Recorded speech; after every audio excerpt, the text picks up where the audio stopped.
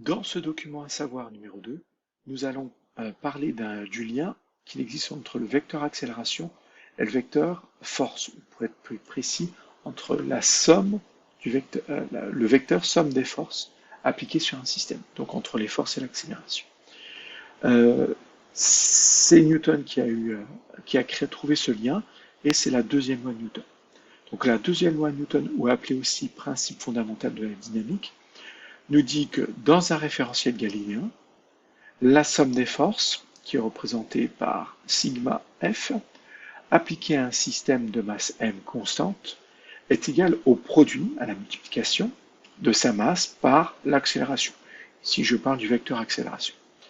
Autrement dit, le vecteur somme des forces, c'est-à-dire si j'additionne vectoriellement tous les vecteurs forces, j'obtiens le vecteur somme des forces, c'est égal à la masse, qui doit être constante de l'objet.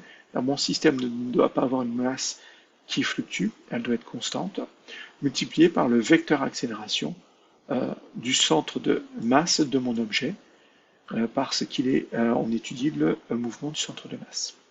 Avec donc la norme de F de la somme de toutes les forces qui doit être en newton, la masse est en kilogrammes, et la norme du vecteur accélération qui sera en mètres par seconde au carré.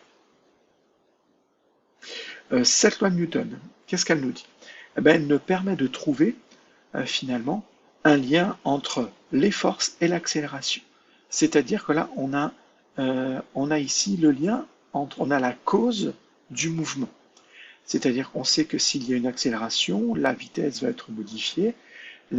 Si la vitesse est modifiée, la position le sera également. Donc ça, c'est décrire un mouvement.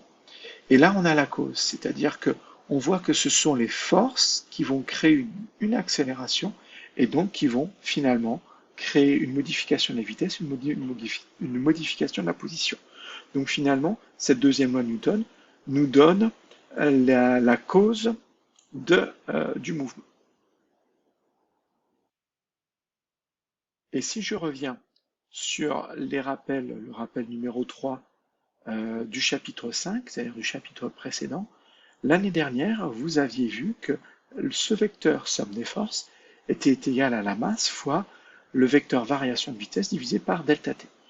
Et bien, maintenant, on a vu que finalement, que la variation de vitesse divisée par delta t était égale de façon approchée au vecteur accélération. Du coup, finalement, l'année dernière, vous aviez vu de façon détournée la deuxième loi de Newton.